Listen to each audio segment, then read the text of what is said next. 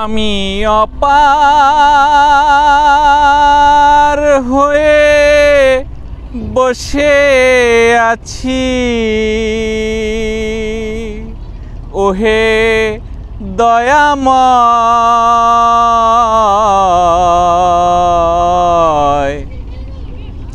পারে লয়ে যাও আমায়, পারে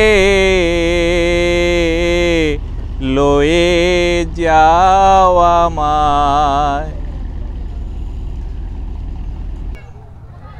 আমি অপার হয়ে বসে আছি, ওহে দয়াময়, পারে লয়ে যাও আমায়। গানটি লুকিয়ে লুকিয়ে শুনছিলাম, খুবই ভালো লাগলো। মানুষটি কে তার সাথে কথা বলার চেষ্টা করব, ওনাকে থামিয়েছি, ওনার কাছে যাব।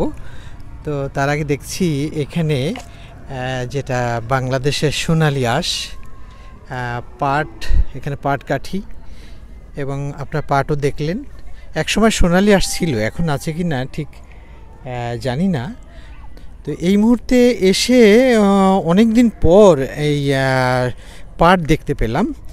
তো জায়গাটি হচ্ছে ধামরাই থেকে দক্ষিণ দিকে এসে যেটাকে বলা হয় বাড়িগাঁও বটতলা থেকে একটু সামনের দিকে এগিয়ে মাকুলিয়া, এখানকার আঞ্চলিক যারা মানুষ রয়েছে তারা মাকুল্লা বলে।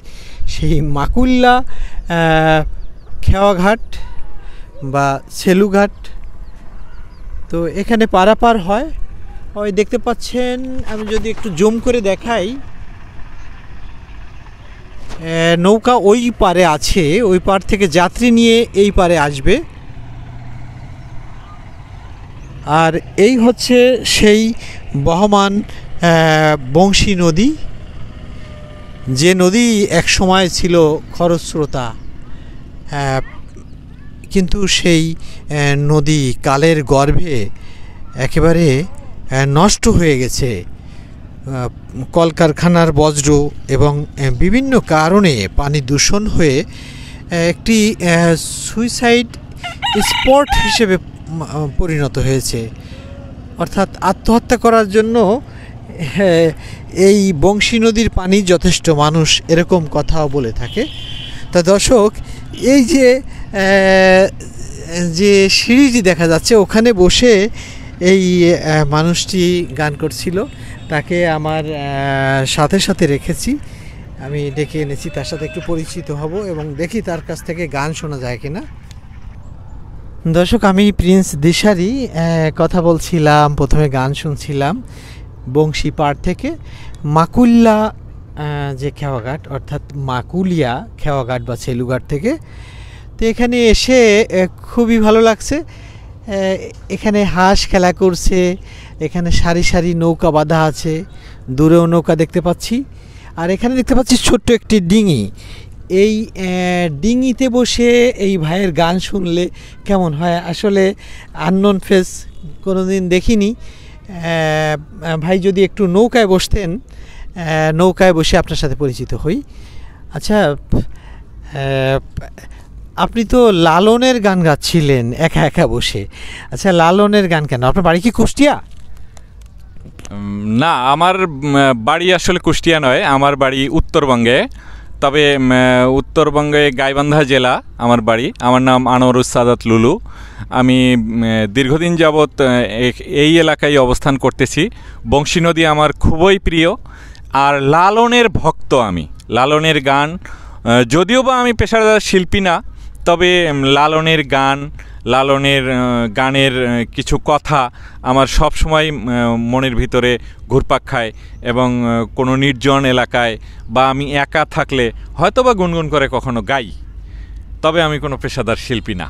আচ্ছা, আপনার কণ্ঠ থেকে কি আর কোনো গান শুনতে পাবো?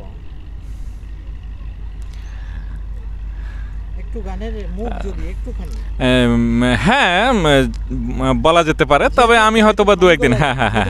হ্যাঁ, খাঁচার ভিতর অচিন পাখি কেমনে আসে যায়, আটকুঠরি নয় দরজা,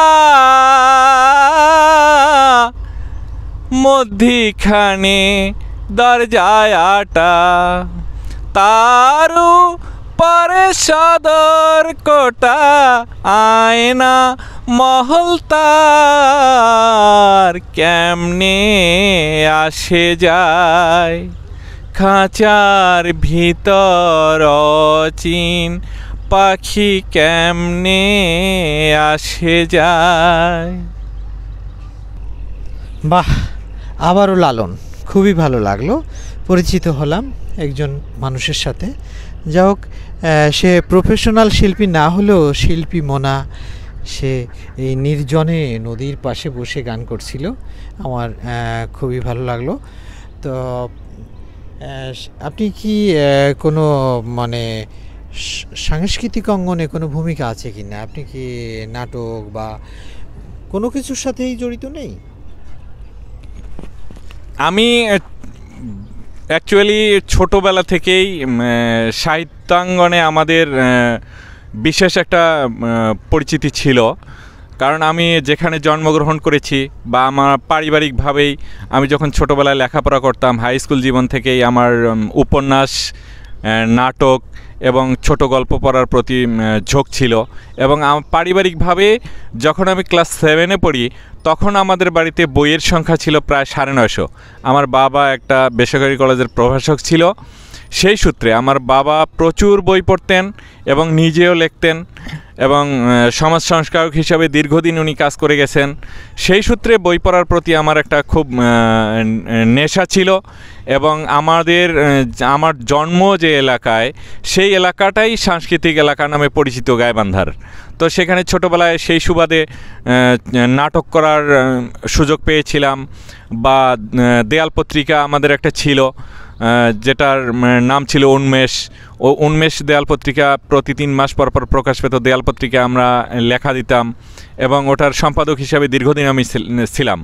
সেই সাথে অন্বেষা পাঠাগার, যেটা দীর্ঘদিন আমি অন্বেষা পাঠাগারের সম্পাদক হিসাবে ছিলাম, যে পাঠাগারে আপনার 1996 বা 97-র দিকে বই সংখ্যা ছিল প্রায় 3500-এর উপরে। নিন্দার কাটা যদি নাই বিধিল গায়ে, প্রেমের কি স্বাদ আছে বলো। দর্শক, আসলে গানের অঞ্চলের মানুষ, কথায় কথায় গান। তো আমি প্রিন্স দিশারি কথা বলছিলাম। আচ্ছা, ভাইয়ের নামটা ভুলে গেলাম একটু। আমার নাম আনোয়ারুস সাদাত লুলু। আনোয়ারুস শাহাদাত লুলু। আনোয়ারুস শাহাদাত লুলু, বাহ, এত নামটা খুব কঠিন ভাই, আমার অনেক কষ্ট হলো। আনোয়ারুস শাহাদাত লুলু। তো যাই হোক, আমি সেই বাল্য শিক্ষা পড়ার মতো মনে করে নিলাম, আনোয়ারুস শাহাদাত লুলু। তো কথায় কথায় গান, আপনার সাথে গান হবে। তো আচ্ছা, আপনার বাড়ি তো গাইবান্ধা। তো গাইবান্ধা 5 ফকিরের গান নামে আমি শুনেছি যে 5 ফকিরের গান ছিল। তো সেখানে মাজারও নাকি হয়েছে নাকি, দেখি যে বিস্তারিত যদি একটু বলতেন। এটা কি আপনাদের বাড়ির কাছে? হ্যাঁ, বাড়ির কাছে। মূলত এটা বাংলার একদম গভীর থেকে উঠে আসা একটা কথামালার সংস্করণ আর কি, যেটা গানের মাধ্যমে প্রকাশ পায়। একদম প্রাচীন বাংলা থেকে মোটামুটি যে সমস্ত আমাদের পুঁথিকথা বা সাহিত্য, সংস্কৃতি বা গ্রামের কৃষ্টি কালচার, এসব দিয়ে আর কি গানগুলো বানানো। এই অঞ্চলটা হচ্ছে আপনার গাইবান্ধা জেলার দারিয়াপুরের আমরা যখন ছোটোবেলা থেকেই দেখে আসছি, এই দলটার নাম ছিল আপনার 5 ফকিরের দল। এরা হচ্ছে 5 জন বাদক এবং শিল্পী, ওরা নিজেরাই।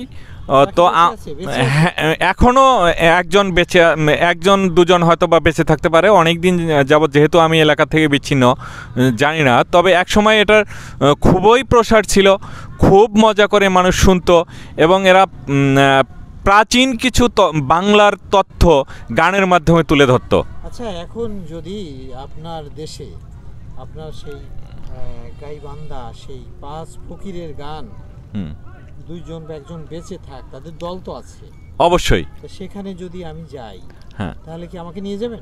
হ্যাঁ, অবশ্যই নিয়ে যাব, কেন নিয়ে যাব না। এবং আমি তাদের সঙ্গে যোগাযোগ করে, সম্ভবত মজিবর ভাই বেঁচে আছে, এবং মজিবর ভাই পরবর্তীতে ওনার বাবা মারা যাওয়ার পর মজিবর ভাই এই দলটা চালাতো, এবং ওরা বিভিন্ন অঞ্চলে এই আচ্ছা, 5 ফকিরের গানটা। ওখানে আপনি আমাকে নিয়ে যাবেন, তারপরে আমি ঘুমাবো কোথায়, থাকবো কোথায়, খাবো কি?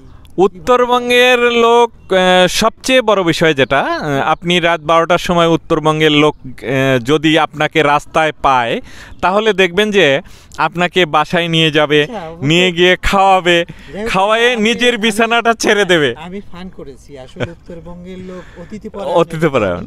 আচ্ছা, এখন আমি যে আপনাকে প্রশ্নটা করেছি যে আপনি কি আমাকে নিয়ে যাবেন আপনার উত্তরবঙ্গে সেই গাইবান্ধায় 5 ফকিরের গান, যেখানে সেই গানের যারা প্রতিষ্ঠা করেছে সেটা দেখাতে, সেখানে নিয়ে যাবেন, এবং আমি ওখানে গেলে থাকবো কোথায়, খাবো কোথায়, কিভাবে কি করব, এটা যদি উত্তরবঙ্গের ভাষায় উত্তর দেন তো। আমি তো প্রশ্ন করেছি শুদ্ধ ভাষায়। আমার বাড়িতে থাকবেন বা? হ্যাঁ, আমার বাড়িতে থাকলে কি হবে তোমার? আমার বাড়িতে থাকবেন, খাইবেন, শুইবেন, সব আমার বাড়িতে হবে। আচ্ছা, আপনার গানের দল আমার বাড়িতে নিয়ে আসি দেবো, 5 ফকিরের দল আমার বাড়িতে নিয়ে আসবো ডাকিয়া। আচ্ছা, 5 ফকিরের কজন জন বেঁচে আছে? 3 জন সম্ভবত বেঁচে আছে এখনো। না, আপনি ওই গাইবান্ধার কয়জন বেঁচে আছে? 3 জনের মতো বাঁচি আছে মনে হয় ভাই। অনেক ভাই আনোয়ারুস সাদাত লুলু, নামটা আসলে কষ্ট হয়ে গেছে আমার, আনোয়ারুস সাদাত লুলু। ভাইয়ের নামটা কিভাবে সহজ করা যায়, তার কারণ আমার কষ্ট হয়ে যাচ্ছে। অনেক মজা করলাম, উত্তর অঞ্চলের ভাষা শুনলাম, উত্তর অঞ্চলের ভাষা নিয়ে ভাইয়ের সাথে আবার কথা হবে। দর্শক, শুধু সেই উত্তরবঙ্গ, অর্থাৎ গাইবান্ধা, নীলফামারী, রংপুর, দিনাজপুর, অর্থাৎ বৃহত্তর রংপুরের ভাষা নিয়ে অনেক কিছু দেখানোর চেষ্টা করব এই ভাইয়ের মাধ্যমে। যে ভাইয়ের নাম হচ্ছে লুলু, অর্থাৎ আনোয়ারুস সাদাত লুলু। তার নামটা মনে হয় পেরে গেছি। হ্যাঁ, তো তা অনেক অনেক ধন্যবাদ। আপনি এই বংশী নদীর পাড়ে এসে আমাকে অনেক সময় দিয়েছেন, আপনার সাথে সময়টা কাটলো, খুবই ভালো লাগলো। আপনাকে অনেক অনেক ধন্যবাদ। অসংখ্য ধন্যবাদ প্রিন্স মিডিয়ার। সরি, আসলে আমি বলতে ভুল করেছিলাম।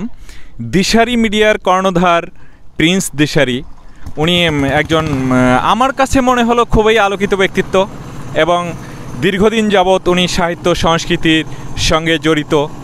উনি একসময় একাধারে নাট্যকর্মী ছিলেন, নাটক প্রযোজনা করেছেন, পরিচালনা করেছেন। ওনার প্রায় 200-রও বেশি নাটক নিজে অ্যাড ফিল্ম করেছেন। তো আমার ওনার সঙ্গে পরিচিত হতে পেরে খুবই ভালো লাগলো, এবং পুরো বিকেলটা বংশী নদীর ধারে ওনার সাথে চমৎকার একটা বিকেল কাটলো। গাইবান্ধার ভাষায় বিদায় নেন। আমি এখন এই পর্যন্তই রাখবো বাহে, কারণ আর কভার চাই না।